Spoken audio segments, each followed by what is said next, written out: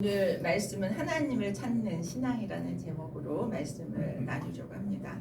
오늘 본문은 북이스라엘의 왕 아합에 이어서 8대 왕으로 즉위한 아하시아가 난간에서 낙상해서 병이 들게 되고 자신의 병 치유 여부를 알아보기 위해서 바알세부에게 물으라고 사자들을 보내게 됩니다. 그런데 가는 도중에 엘리야를 통해서 하나님이 심판의 경고를 듣게 한 내용이 오늘 본문의 말씀입니다. 열왕기하의 시작은 아합이 죽은 후에 모압이란 나라가 이스라엘을 배반하였다라고 하는 것으로부터 시작합니다. 역사적인 배경이 그렇습니다. 이를 통해서 우리는 아하시아가 북이스라엘을 통치할 때의 당시의 역사적인 상황을 우리는 짐작해 볼 수 있습니다. 모압이라는 나라는 다윗 이래로 이스라엘의 속국이었습니다. 남북 왕국으로 나뉘게 될 때 북이스라엘의 지배를 받아왔습니다. 그동안 북이스라엘의 위세에 눌려서 지배를 받고 조공을 바치며 그렇게 그 속국의 역할을 했던 모압이 아합이 죽고 나서 아합이 아람과의 전투에서 패해서 죽고 나서 모압이 이스라엘의 그런 그를 배반하고 독립을 선언하게 되어집니다. 열왕기하 3장 4절에 의하면 모압은 조공을 바쳤는데 어린 새끼 양털 10만 마리분 그 다음에 수양털 10만 마리분을 조공으로 매년 바쳤다고 합니다. 모공은 이 독립을 선언함으로 말미암아서 이 조공을 바치지 않게 되어지죠. 모압의 배신은 모압이란 나라의 입장에서는 독립이고 주권을 되찾는 일이지만 북이스라엘의 입장에서는 뭐예요? 자기의 위세가 얼마나 꺾였는지를 보여주고 또 수입이 줄어드는 그런 어려움의 상태를 보여주는 것이 모압의 배신이었습니다. 그래서 모압이 이스라엘을 배반하였다라고 하는 것으로부터 시작되었죠. 이런 이스라엘의 정치, 경제, 외교적인 어려운 상황에서 북이스라엘의 왕으로 취임한 아하시아 왕이 왕궁의 다락 난간에서 떨어지는 불상사를 당하게 됩니다. 그래서 중상을 입게 돼요. 오늘날의 그때의 왕궁의 다락은 가장 높은 지붕 근처에 있는 그런 그 베란다와 같은 곳이었습니다. 그러니까 높은 곳에서 산책하다가 묵상하다가 떨어진 것입니다. 가장 지붕의 높은 곳에서 떨어지니까 얼마나 그 충격이 컸겠어요. 아하시아는 그렇게 추락함으로써 얻은 병이 심각하게 되어진 거죠. 그 병이 회복되지 못하고 죽게 되는 결과를 맞게 되어집니다. 아하시아는 그 자신의 선친들과 아합 왕이 이루어 놓은 그러한 영광과 권세를 가지고 매우 교만한 마음으로 왕의 자리에 올라갔던 사람입니다. 그래서 3절에 보면 그가 얼마나 하나님을 업신여겼는지 또 하나님의 사자 엘리야를 얼마나 경히 여겼는지를 알 수 있게 되어집니다. 그런데 하나님은 어떤 분입니까? 자기가 교만하다고 하나님은 업신여길 수 있는 대상이 아닌 것을 우리는 잘 알고 있습니다. 우리 PPT 한 장만 넘겨주세요. 시편 101편 5절에 보면 뒷부분에 나옵니다. 눈이 높고 마음이 교만한 자를 내가 용납하지 아니하리로다. 이것이 하나님이 교만한 사람에 대한 그런 생각입니다. 그다음 PPT 한 장 넘겨주실래요? 이사야 10장 34절의 끝부분에는 뭐예요? 그 높은 자가 낮아질 것이다. 우리는 높은 자가 되는 것에 급급하지만 하나님께서는 눈이 높고 마음이 교만한 그러한 높은 자리에 있는 자는 낮아지게 만들 것이라고 말씀합니다. 하나님께서 높은 지위와 권세를 주셨을 때 우리는 더욱 교만하게 되지 않도록 경계해야 되고 더욱 겸손하게 되어질 것을 우리에게 가르쳐 주시는 말씀이라고 생각합니다. 다락 난간에서 떨어져서 중상을 입은 아하시아는 너무나 걱정이 되는 것입니다. 내 병이 나을 수 있을지 없을지. 그래서 그 내 병이 나을 수 있을지 없을지를 알아보기 위해서 에그론의 신 바알세붑에게 사자들을 파견하죠. 아하시아가 얼마나 다급했으면 왕의 위신이 있음에도 불구하고 사자들을 파견해서 그 우상에게 자기의 병이 나을지 여부를 묻습니다. 우리 PPT 한 장 넘겨주시겠어요? 여기 지도를 보면 북이스라엘, 남유다가 나옵니다. 이 북이스라엘의 수도는 사마리아예요. 근데 사마리아 중간에 보이십니까? 글씨가 작아서 보일지 모르겠는데 거기서 에그론은 유다 지역에서 주황색으로 왼쪽에 에그론이 있습니다. 그래서 사마리아 지역에서 에그론까지는 먼 거리예요. 그런데 거기에 신인 그 바알세붑이 능력이 있다라고 생각되어져서 그곳으로 사람을 보냅니다. 물어보라. 자기가 나을지 안 나을지. 근데 바알세붑의 뜻은 바알이 주라는 뜻이에요. 세붑은 팔이라는 뜻입니다. 그래서 파리의 신이에요. 이 바알세붑은 파리 형상을 한 우상이 바알세붑입니다. 에그론 사람들은 파리의 신을 섬겼고 지금 아하시아는 그 믿음에 동참하고 그에게 물으러 보냈던 거죠. 고대 이스라엘에 하나님을 알지 못했던 그 시대에 하나님을 알지 못했던 사람들은 결과적으로는 아무 도움이 되지 않는 그러한 대상들을 신으로 섬겼습니다. 태양신도 있었고 바위를 섬기는 사람도 있었고 큰 나무를 섬기는 사람도 있고 우리나라도 그랬죠. 나무 밑에 가서 정말 빌고 개구리, 뱀, 이 등등을 그런 섬김의 대상으로 여겼습니다. 저는 이걸 보면서 하나님을 믿지 않으면 무엇이라도 붙들어야 되는가 보다 하는 생각이 들어요. 분별을 잃어버리고 무엇이든지 도움이 된다라고 생각되어지면 붙들게 되는 거죠. 애굽의 10가지 재앙에 나오는 그 것들은 애굽이 섬겼던 우상들과 관련된 것이었습니다. 그러면 지금은 어떨까요? 지금은 우상 숭배를 전혀 하지 않을까요? 지금도 분별 없이 섬겨야지 말아야 할 것들을 섬기는 일들이 부지기수로 일어납니다. 텔레비전에 보면 점치는 이야기를 아무렇지도 않게 하는 사람들도 너무 많이 나오고요. 실제로 점치는 모습도 텔레비전에 너무 많이 나오는 것을 우리는 보게 됩니다.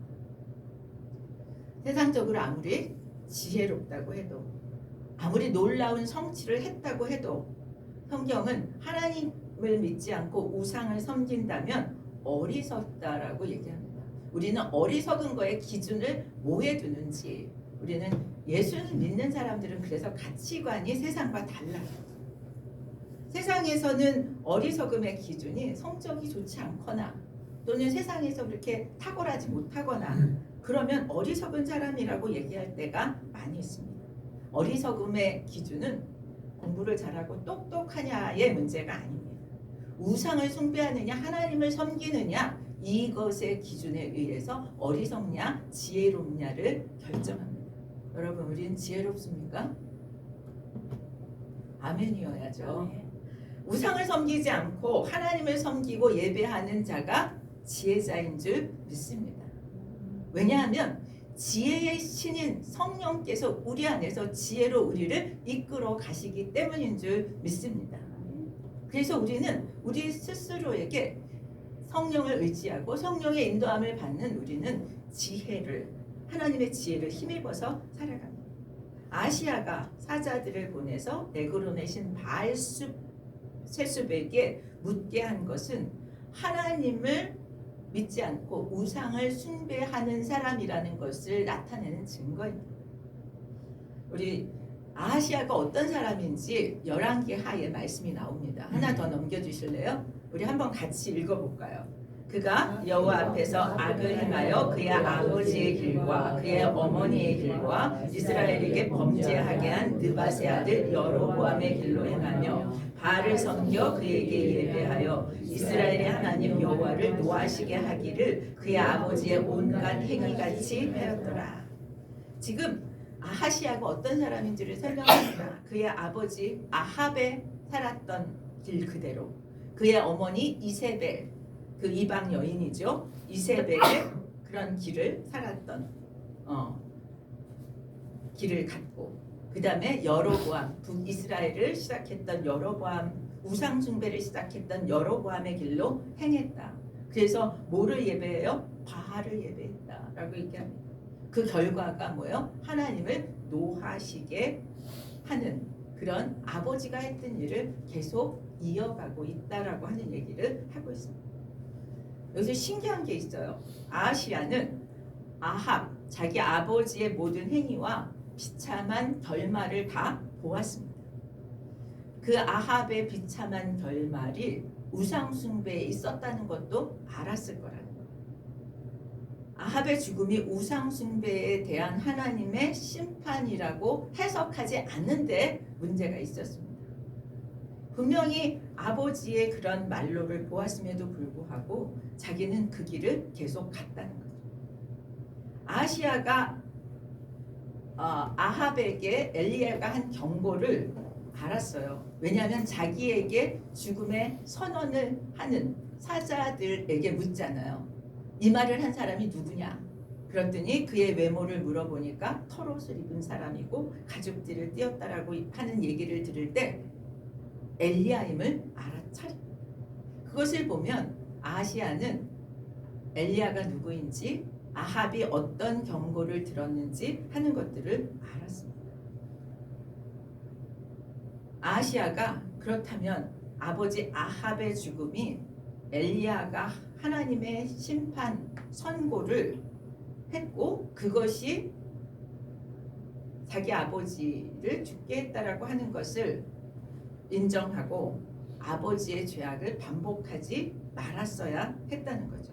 그런데 아하시야는 아버지의 삶의 방식을 답습했다는 것입니다.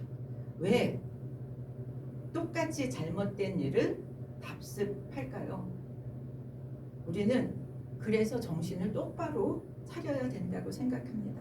답습하지 말아야 할 것들, 더 이상 계속되어져서는 안 될 것들에 대해서 단호하게 끊을 수 있기를 예수 그리스도의 이름으로 축복합니다. 유난히 반복되어지는 일들이 있는지 살펴보아야 할 것입니다.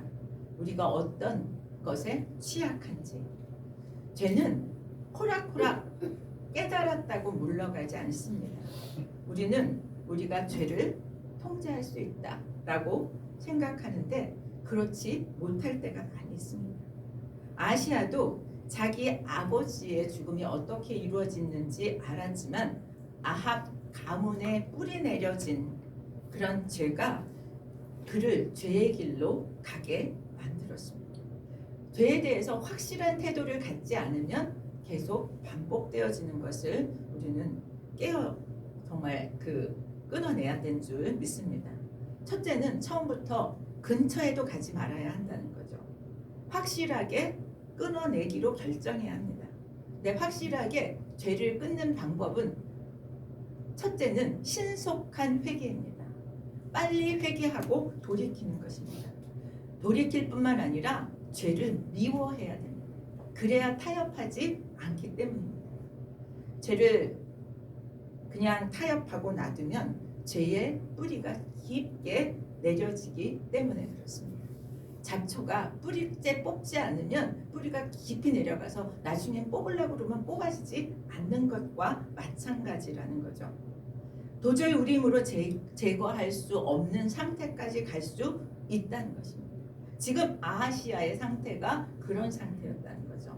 우상숭배의 죄가 그를 지배해서 분명히 그 결과가 어떤지를 알매도 불구하고 지배를 받아버린 상태였습니다.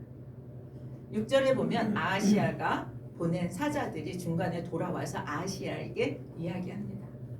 하나님의 심판의 메시지를 전하죠. 아하시야가 자신의 병의 치유 여부를 알고 알아라고 했는데 와서 무슨 얘기를 합니까? 너 죽을 거야 라고 죽음의 선고를 하고 있습니다. 3절에 보면은 지셉 사람 엘리야에게 이르되 하나님의 여호와의 사자가 이르되 라는 말이 나오고 6절에도 보면 한 사람이 올라와서 우리를 만나 이르되 이르다라고 하는 말은요, 하나님이 당신의 백성들에게 쓰는 동사입니다. 아무에게나 쓰는 말씀이 아니에요. 하나님께서 당신의 백성들에게 말씀하신 거예요. 이 단어가 재판에서 사용될 경우에는 법률적, 정치적 선포입니다.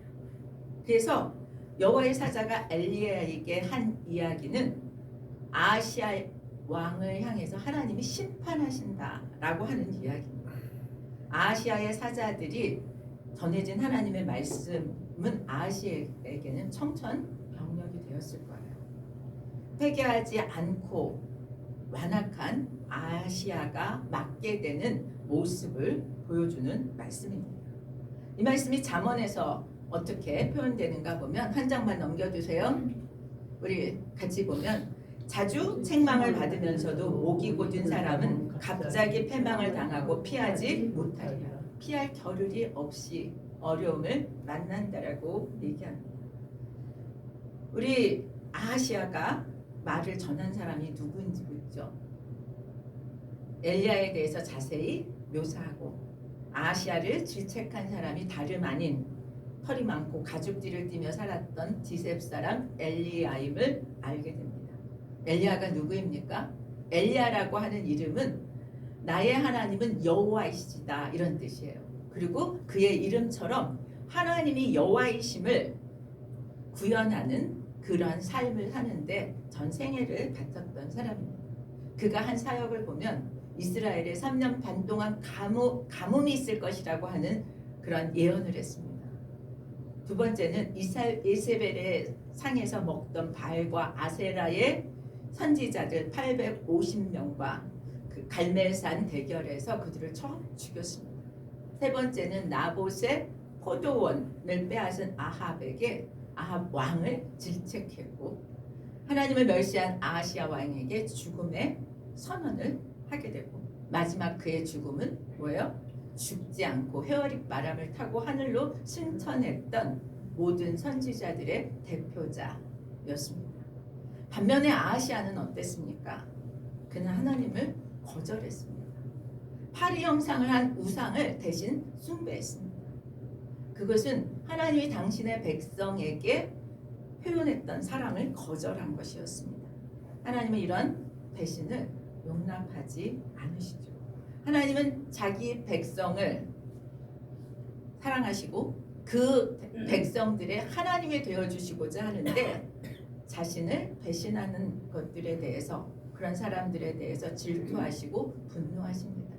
질투하시고 분노하시는 것에 그치지 않고 그것이 심판으로 이어지게 되는 거죠. 결국은 하나님을 배신하고 바알세붑을 의뢰했던 아하시아는 죽게 됩니다. 아버지의 영광과 권세를 등에 업고 교만해졌던 아하시아는 하나님께 묻지 않았습니다. 바알세붑을 찾았고 어리석은 선택을 했던 거죠. 하나님의 백성은 모든 상황에서 하나님의 주권을 인정해야 합니다. 우리의 모든 상황, 작은 것부터 큰 일에 이르기까지 하나님의 주권을 인정하고 그분이 주도해 가시도록 우리는 따라가야 될 줄 믿습니다. 하나님이 우리를 더 사랑하실까요? 우리가 하나님을 더 사랑할까요? 하나님이 우리를 사랑하시는 것이 우리가 하나님을 사랑한다는 것보다 훨씬 더 큽니다. 우리 부모가 자녀를 생각하는 것이 자녀가 부모를 생각하는 것보다 더 큰 것과 마찬가지입니다. 부모는 자녀가 문제가 생기면 그 문제를 어떻게 풀까를 먼저 생각합니다. 하나님은 우리를 너무나 사랑하시기에 하나님도 우리의 문제를 만날 때 우리의 문제를 어떻게 풀어갈까를 생각하시는 줄 믿습니다. 그래서 우리는 우리의 삶에 문제가 생기거나 지혜가 필요할 때 하나님을 먼저 찾아야 될 줄 믿습니다. 하나님의 지혜를 구하십시다. 하나님은 당신을 찾는 자를 만나 주시고 반드시 응답해 주시는 분입니다. 하나님은 당신의 백성의 기도를 들으시고 때를 따라 돕는 은혜를 우리에게 베풀어 주시는 줄 믿습니다. PPT 한 장만 더 넘겨주세요. 아모스 5장 6절의 말씀입니다. 이것은 우리에게 주시는 약속인 줄 믿습니다. 너희는 여호와를 찾으라. 그리하면 살리라.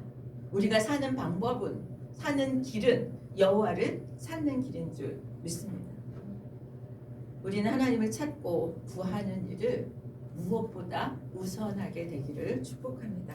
그러면 하나님께서 놀라운 일들을 보이시는데 아모스 5장 8절에 그렇게 되어 있습니다.